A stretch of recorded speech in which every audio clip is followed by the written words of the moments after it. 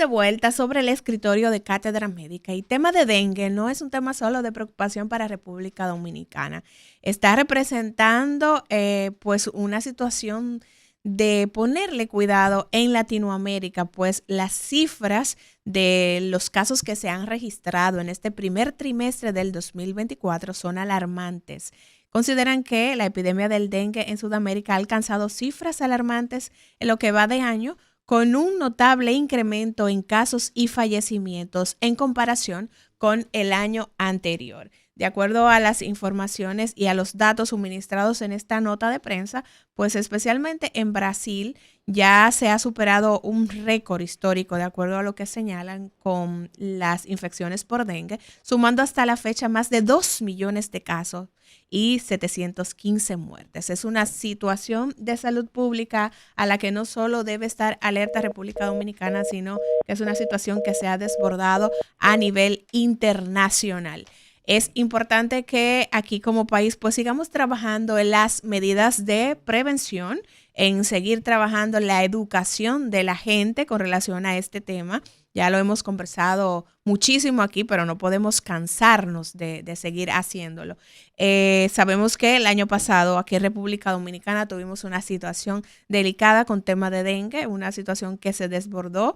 Los centros de atención en salud ya no daban abasto para la cantidad de pacientes que llegaban con manifestaciones y síntomas sugerentes de dengue, muchos fallecimientos también registrados. Entonces, debemos aprender de todo lo que vivimos el año pasado para no repetir la historia este año y tomar en cuenta estos parámetros internacionales para nosotros trabajar aquí en nuestro país en mejorar todo lo que tiene que ver con prevención, atención oportuna y diagnóstico oportuno.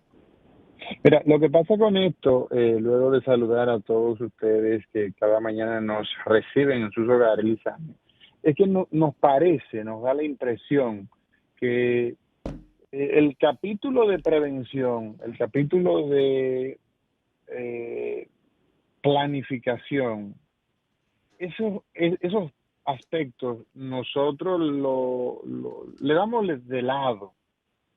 Y ciertamente en un país donde el dengue, el Aedes aegypti vive en la República Dominicana, se desarrolla y tiene un comportamiento cíclico, cada año vamos observando la misma historia. Hay un año que tiene una mayor incidencia, mayor número de casos, obvio, ¿no? Porque se genera una inmunidad a partir de la afección, las personas que se contagian con dengue, pues ese variante, ese serotipo con el que, lo vuelvo a repetir, sin embargo, hay muchos tipos de cepas, entonces puede darnos dengue de otras cepas. Entonces, cuando tenemos una baja, digamos, incidencia en un año, pues esperemos que aproximadamente en 3 y 4 años después va a surgir va a ser un año epidémico.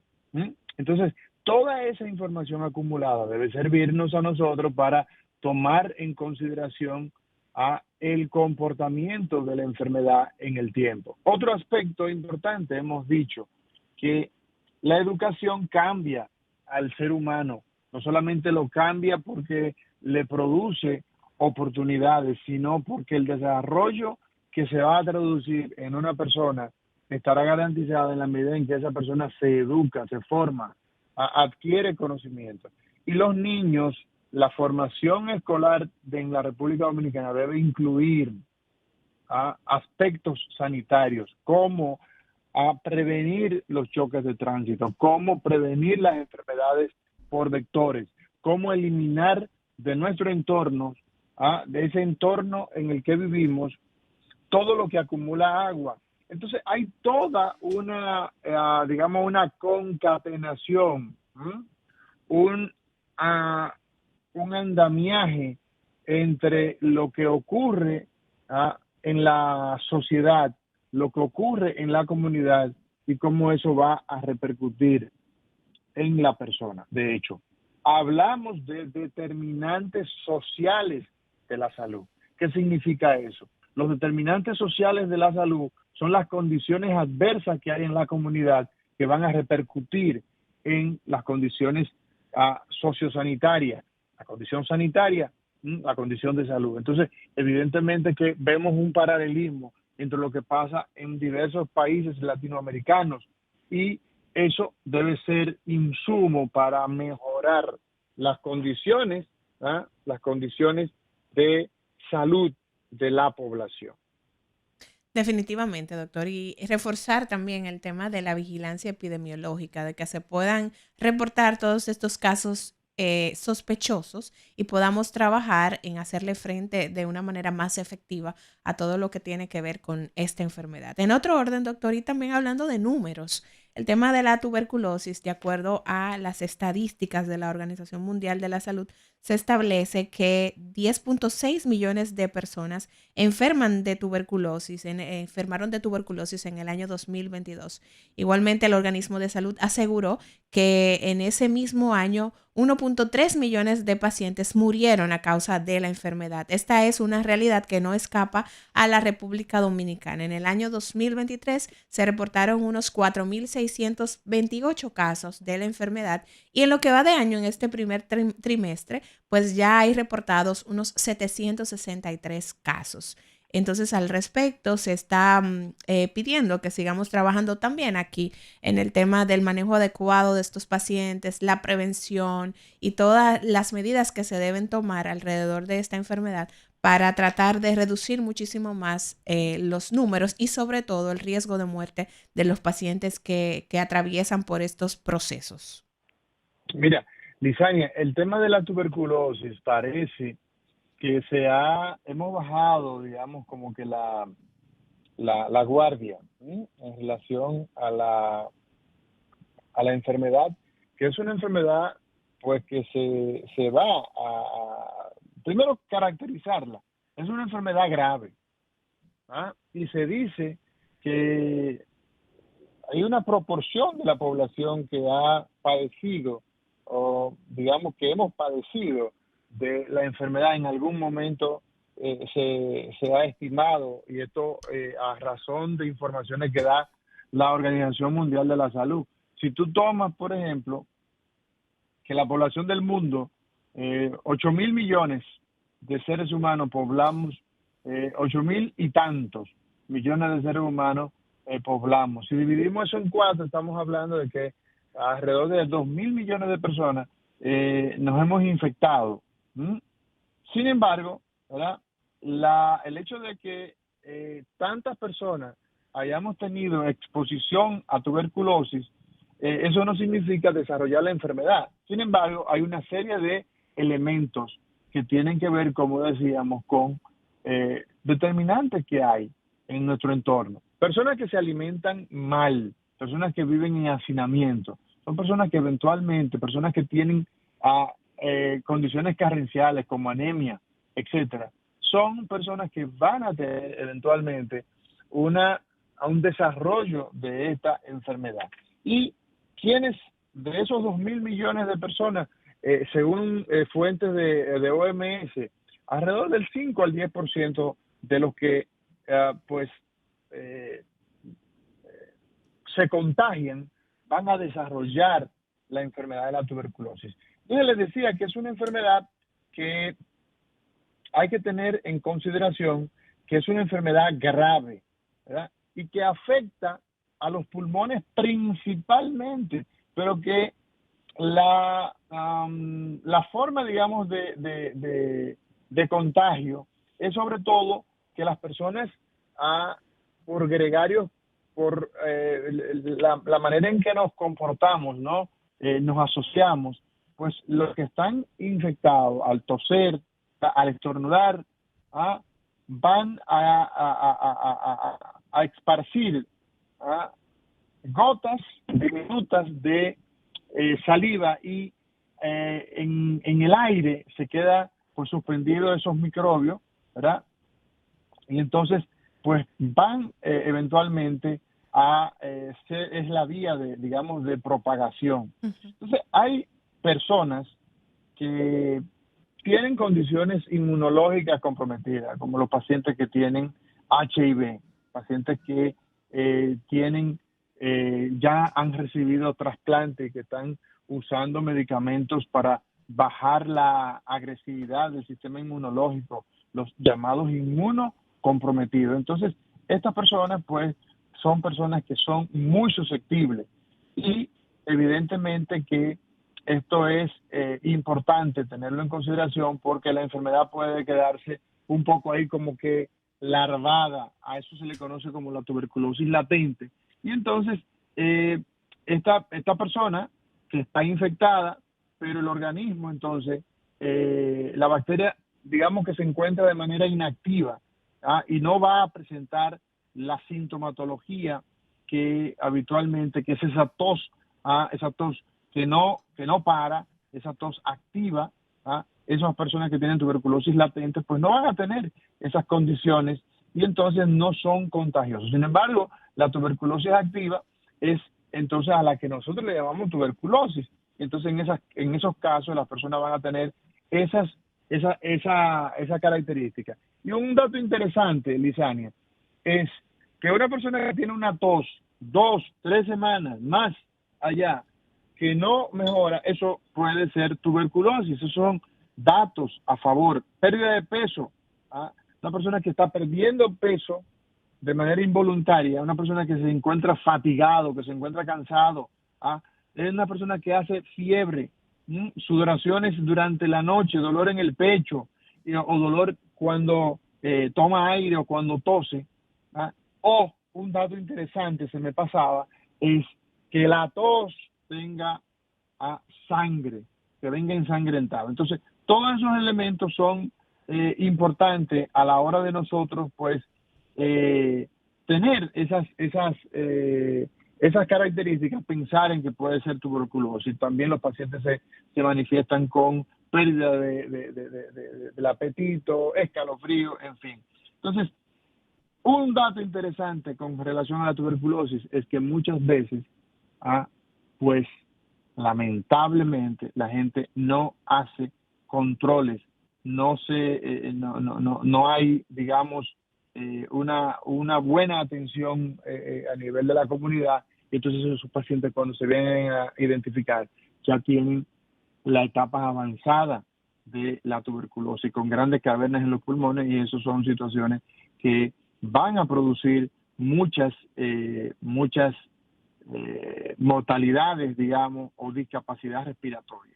Así Es es. Y importantísimo tomarlo en cuenta. así es. Usted mencionaba el tema de los determinantes sociales en tema de salud, y justamente hay una relación muy estrecha entre la tuberculosis y la pobreza, justamente por lo que usted mencionaba. Son familias que viven regularmente en condiciones de hacinamiento. Entonces, cuando se presenta un caso de tuberculosis en un hogar en donde quizás no hay el espacio suficiente para que ese paciente se mantenga en aislamiento y no tenga contacto con los demás miembros de la familia, pues entonces el promedio, de acuerdo a lo que se hablan en estas estadísticas, es que 3.3 personas en ese hogar terminan contagiadas. El tema de la malnutrición, como usted mencionaba, también hace que el paciente esté más vulnerable ante esta enfermedad. El tema de cómo se transportan las personas que no tienen ciertas condiciones para andar quizás en un vehículo privado, que tienen que ir en transporte público y están enfermos muchas veces sin saberlo. Entonces ahí hay un riesgo de contagio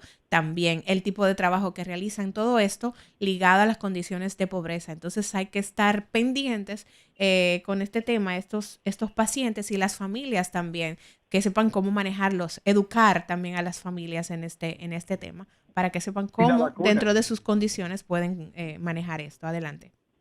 Y el tema de la vacuna, Lisa. El tema de la Exactamente. vacuna, por Ujú. ejemplo, en los bebés es importantísimo, ¿no? Que la vacuna pues se aplique, por ejemplo, la famosa BCG. O sea, Ujú.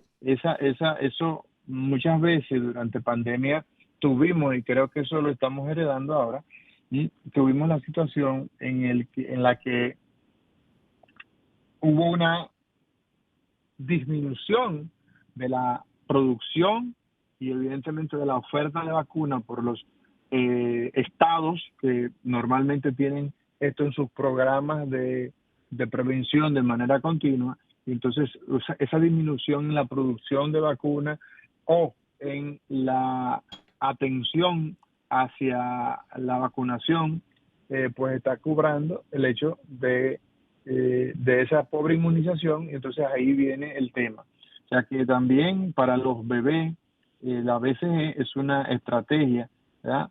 Y ya hay muchas vacunas contra la tuberculosis en diversas etapas de desarrollo, según se puede observar, pero lo importante en todo esto es también que las personas con estas condiciones, aunque viven con pacientes con tuberculosis, que sepan que esas personas lo mejor es que no vayan a trabajar, no vayan a la escuela, que duerman en una habitación sola, en la medida de las posibilidades. Y fíjate cómo ahí las cosas se pueden poner difíciles. Sí. Personas que viven hacinados, ¿cómo van a poder lograr esto?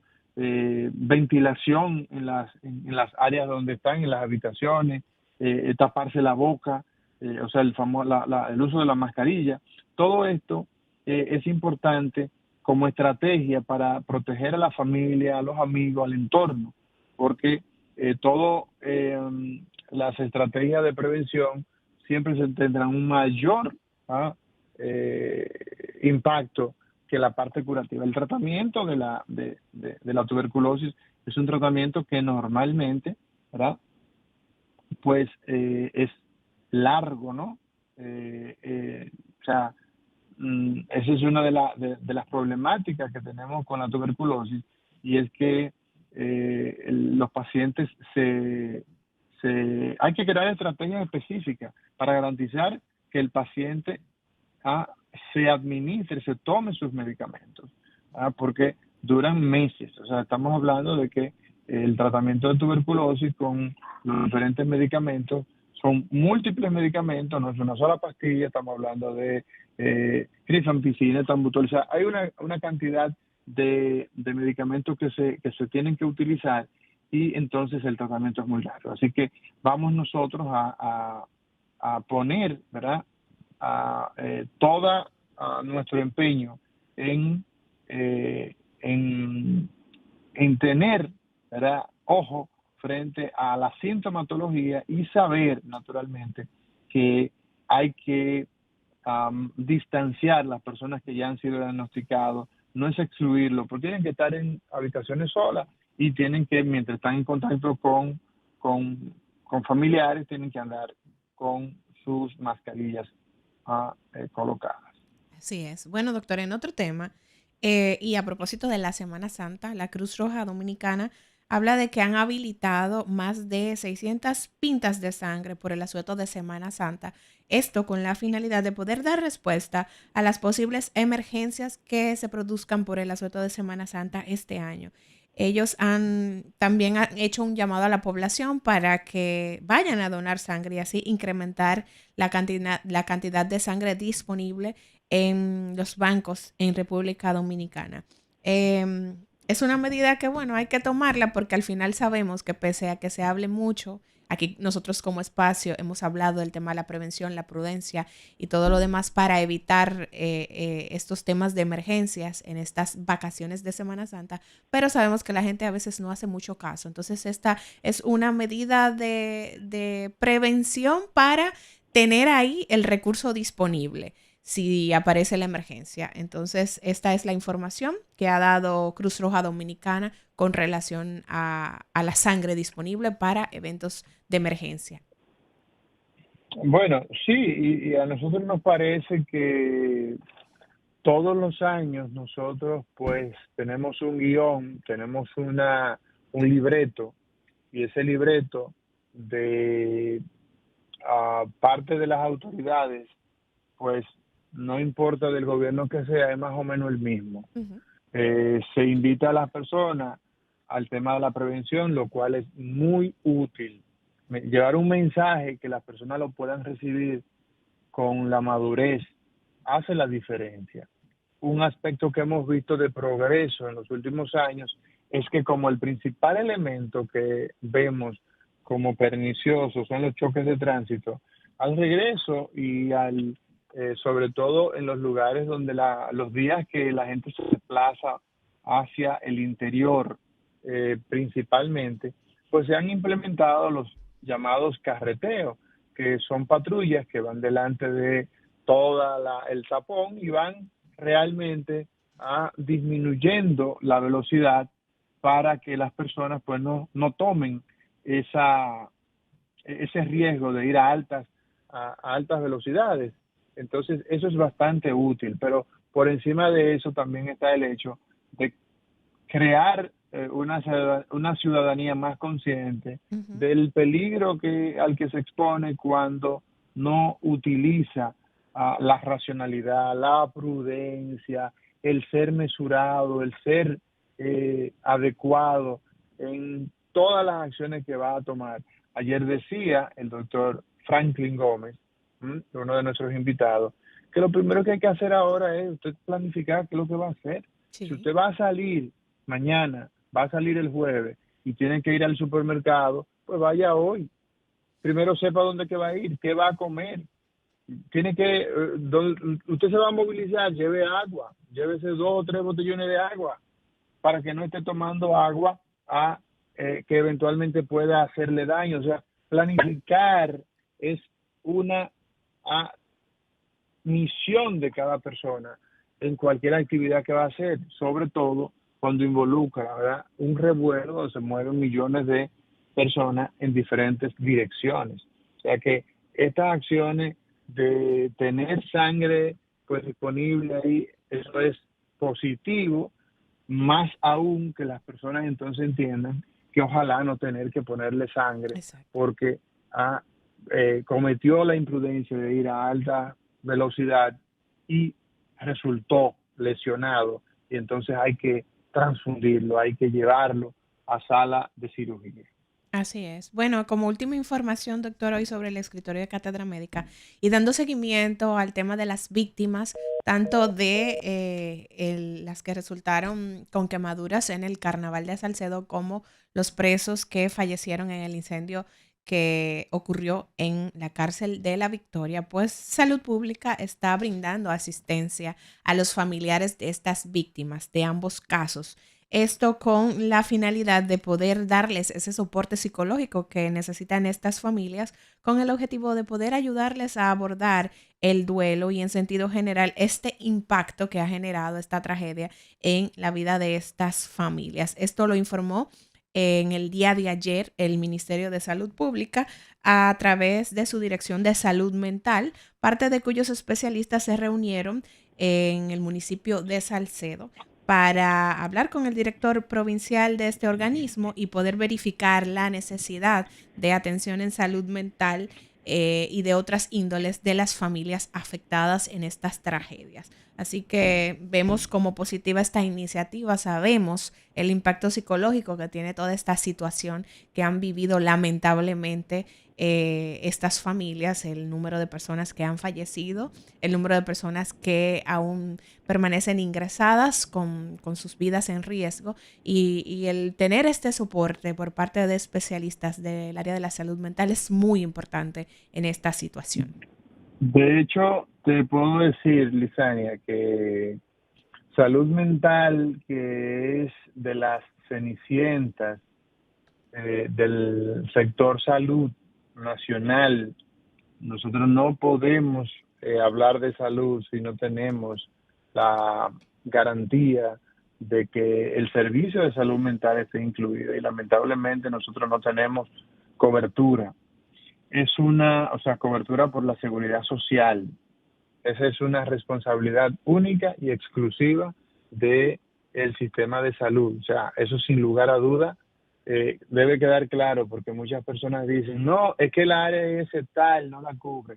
Es que no, el problema no son las ARS, el problema es el Consejo Nacional de la Seguridad Social, que tiene la obligación, la responsabilidad legal de incluir todas estas condiciones. Recuerden ustedes que hemos dicho que la salud es ese bienestar que hay en lo físico, en lo mental y en lo social. Entonces, si nosotros carecemos de una pata de esas tres que debe tener la mesa de la salud, pues evidentemente que andamos chuecos. Y bien recibido es el hecho de que para la nueva legislatura, cuando se aperture la nueva legislatura, que el gobierno dominicano, que el Poder Ejecutivo introduzca una modificación a la ley 8701, porque de forma definitiva hay que hacer que la salud mental esté en cobertura. Esas iniciativas del Ministerio de Salud Pública de dar ese soporte es por una situación de crisis, perfecto, pero nosotros tenemos que tener garantizada el servicio de salud mental. Eso es penoso que una familia que se está divorciando, que una familia que tiene adolescentes con situaciones que es necesaria intervenir, hacer esas consultas, esas citas, la terapia, todo eso, nada puede ser más efectivo que una garantía de cobertura. Vemos como positivo esta acción, pero creo que es simplemente un parche que se le pone a una situación momentánea de crisis y que no va a resolver el problema que tenemos en la República Dominicana de la falta de cobertura. La gente no puede pagar 5,000 pesos por una consulta 1, 2, 3, 4 veces al mes, como se da en muchas ocasiones. El paciente que tiene idea suicida, si no tiene recursos económicos para hacerse cargo él mismo de una situación, eso le resulta incosteable. El ingresar a un paciente, Lizania, oye bien, un paciente a una unidad en crisis privada por un problema de adicción, por un problema de idea suicida, por un problema de depresión, por una crisis psicótica, estamos hablando, ¿sabes de qué? Estamos hablando de cientos de miles de pesos, y eso no lo dispone el dominicano común. Así es. Definitivamente es así. Y hoy justamente, doctor, vamos a estar hablando de salud mental con el doctor Edinson Rodríguez. En este momento vamos a hacer una breve pausa. A la vuelta venimos con el ABC de la ACV y entonces entramos en el tema central del día de hoy con el doctor Rodríguez, hoy hablando de salud mental en Cátedra Médica.